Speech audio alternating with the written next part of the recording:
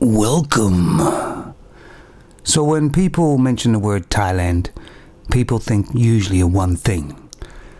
And that's right. That started way back in the war, I believe, or whatever, when the Navy ships used to, park out for R&R or something, and the locals there, thought of a good way of making money, and they done pretty well.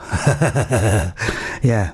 But what people may not know is that Thailand has beautiful scenery as well. It has lovely islands, and there's loads of beautiful scenery. I lived in Thailand for quite some time, and I travelled all over Thailand, the whole of it, all the time I was there. Travelling on a moped, going to places, staying or whatever. Went all over, and apart from Phuket, I never went to Phuket. I, for some reason, just didn't like it, right? Well, I was talking about, I went all the way up north to Chiang Mai, Chiang Rai, and then Isan, the poor part of Thailand. And the funny thing is about when they say the poor part of Thailand, I went there myself and stayed there and whatever and looked around, drove all over.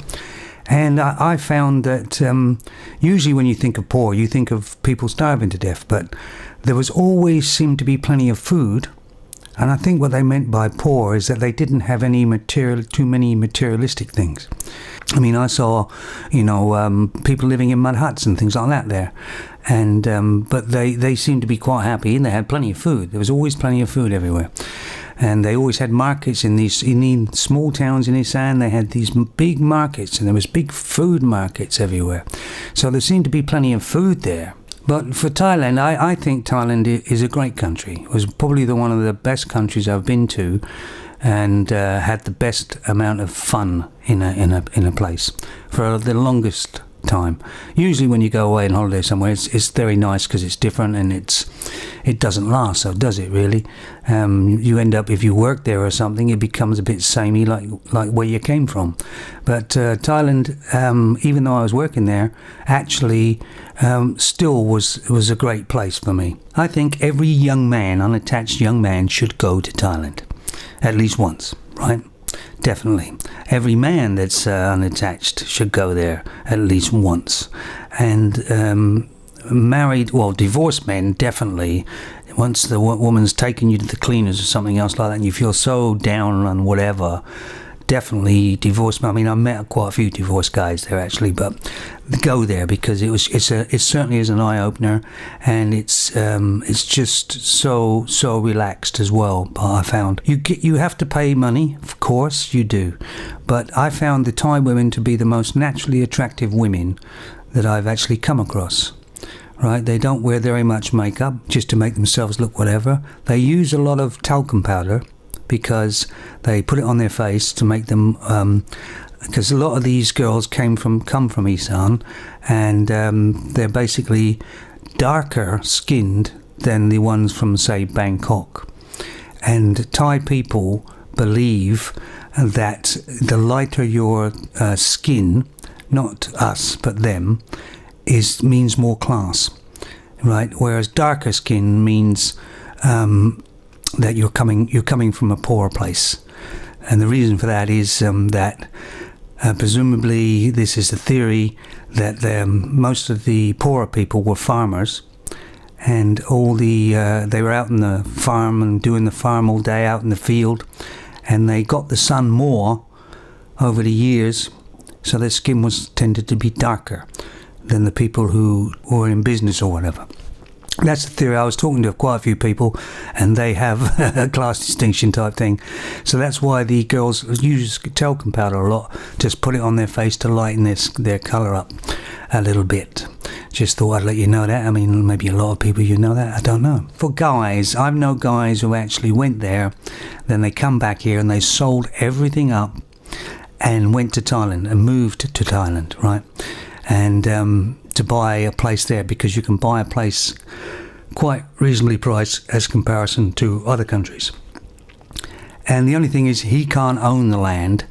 No Falang, which is us, can own any land. It has to be a Thai person on the deed. So it's a woman, obviously, that they get involved with, and that. and they sell everything up here, go there and buy land, buy a house, or build a house even, and it's, this is their dream. It never usually ends up to be a dream, I'm afraid. It usually ends up always pretty nasty. And of course, now he doesn't own anything really there. And it's fine if it ticks along nicely, but it doesn't usually. And the same goes for these guys that meet these Thai women, and the first thing they want to do is bring them back to their country, of course. And it never works out. It's just terrible. You see, a Thai woman, I think they're great Thai women, actually, to be frank. Apart from their looks and they got such fit bodies as well. They are quite funny to be with, quite entertaining. They like a good time. They like a laugh. I mean, they're quite enjoyable to people to be with. So, but as for when you take a Thai woman out of Thailand, now she's not a Thai woman anymore, right? She just isn't. So the Thai women are only good in Thailand. And so long-term relationships with Thai women doesn't work out. Long-term relationships with any woman doesn't work out, does it? But no, it doesn't work out at all. And I see these guys, which I feel sorry for, because they've had a bad time in their country or something with women. They meet these girls, and these girls are so open, so nice, and so much fun to be with. They obviously fall in love immediately, and they think, it's going to be whatever, and of course it isn't. And most Thai women tell me that most Thai men are not very good. They're useless. They're lazy. They like to drink a lot. And I noticed that they did like to drink quite a bit. And they are a bit lazy, most Thai men. But I'm just talking about the cities and that. I mean, if you go to the small villages that are untouched by that, you will meet traditional Thai girls, and you will meet traditional Thai men. And they have very, very, very, very nice people, and they have a lot of values. It's just that in the big cities they have tended to have lost their values, obviously, a little bit. What I'm saying is that all you people who haven't been there, you should go there and experience it. Now, as for Bangkok, you should go to Bangkok just to see the place, of course. I wouldn't stay there any more than 2-3 days at the very most. Right, obviously go see Nana Plaza, Soy Cowboy, those couple of things, just to visualize it, to see it, so you can, you can say you've seen it. But it's a horrible place, Bangkok. It's congested, it's busy, it's noisy. It's not there. I didn't find it a very nice place at all. I worked in Bangkok for, I think it was about 4 months, I think it was, and I just couldn't stand it, really. It was really, really a noisy, horrible place. So yeah, you want to go to other places. Obviously, Pattaya you must have a look at and stay there. But I found that Chiang Mai, which is way up north, and Chiang Mai was probably the better of the bunch. A bit quieter, more laid back, that sort of thing. But there's plenty of places to see. A lot of people don't even get to those places. They just go to places that aren't actually even known for tourist stuff. I mean, you've got Hua Hin, you've got Chonburi, places like that. Very nice places to go and see. But yeah, it's a great place to go, and the weather is always good. If you don't like humidity, I wouldn't go there because it's very humid, except in the rainy season, and then it's still quite humid. And when it rains there, it does rain. And as for your money, well, when I was there, your money went really a long way, as in comparison as to other holiday trips you go to. All right, admittedly, it's going to cost you quite a lot of money to get there because it's quite a long way away.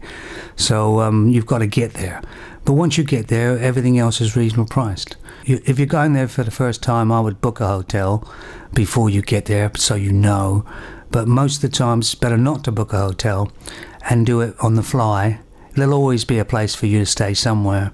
And if you walk into the place, you'll get a better price than you would do if you did it online. Definitely, right? But I heard the prices have gone up, and they've tried to, maybe outprice themselves in a lot of places, which is ridiculous because they'll only lose, tourists, because there's lots of other places to go. Some people go to Malaysia, some people go to Cambodia. I went to Cambodia myself, and it was very nice. I went to Vietnam, and Vietnam I found, expensive for what it was. I think they're outpricing themselves. I think Vietnam, but I also went to Myanmar, which is also whatever, and Laos. I went to Laos. And the girls didn't seem as attractive in Laos and all that as they did in Thailand, but still very nice girls, very nice people as well. Maybe not so much in Cambodia, which was a few places were a bit dodgy. I'll be honest about that one. You got a bit of money, bit of time, a little bit of time, and don't go there for just a week or something or whatever. Try and go there for as long as you can. A month would be great, so you can see a lot of places, because that's a long way to go just for a 2-week trip, right? So yeah, try and go a little bit longer. And I think it's a great place for a young man, for any men to go and see. And I don't think they try to make out that Thailand is a family place. I don't think so. I think it's a young man's tour, I think, mostly. And there are quite a few females that go there, and they have a great time, I guess. But but one thing to avoid in that is, in Thailand, don't do drugs. Don't get involved in any of that. You'll see it when you land. It'll be written everywhere. You can get guys come up to you offering you drugs and everything on the street too, and just say no and walk away, because there is a heavy penalty for drugs in Thailand. Even though you think it's free and easy country, which it is, you can get nice, reasonable beer everywhere. You can smoke for a reasonable price, but drugs, no. If you want to do drugs, go somewhere else. Don't go to Thailand. All right. There's a few people in the Bangkok Hilton, I believe it is called, the jail there, that will tell you that as well. I mean, just things to watch out for if you go there. Just watch out for all the scams that are going, just be a little bit careful like you normally would be, right? Don't rent a jet ski, waste of time. You take the jet ski out, when you come back, they'll say you've damaged it, and may have been some damage on there you never noticed, and they'll try and charge you, a exorbitant amount of money to get it fixed, and there'll be a big argument, and then the police will come down on the beach, and they're in on it as well, so they're after their cut as well. So don't rent a jet ski. Waste of time. I rented myself a moped. They got sort of the mopeds, the zinged up mopeds there, loads of them all over the place. But they also rent there to usually white people, is these big heavy duty motorbikes, these big 750s and all that you can rent there at a reasonable price. Don't do that, because you never know what the insurance is for them. If you have an accident, then all of a sudden you could be the rest of your life you're paying for that.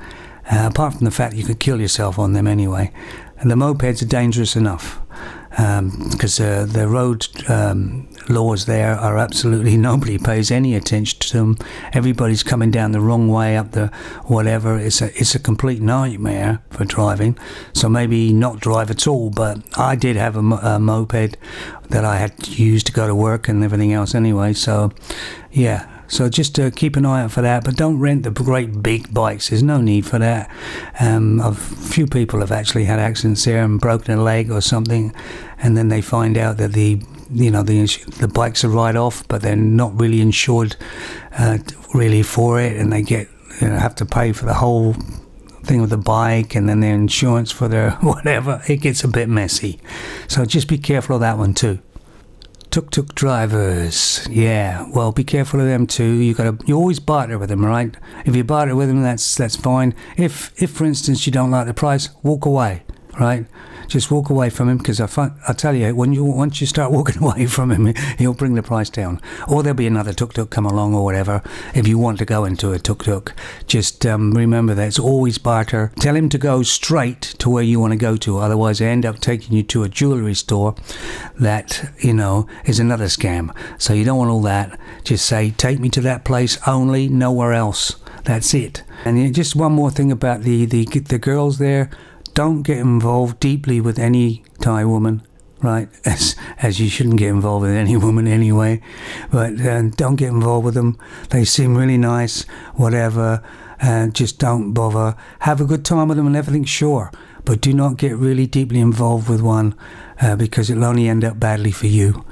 Okay, so just a little point of note there.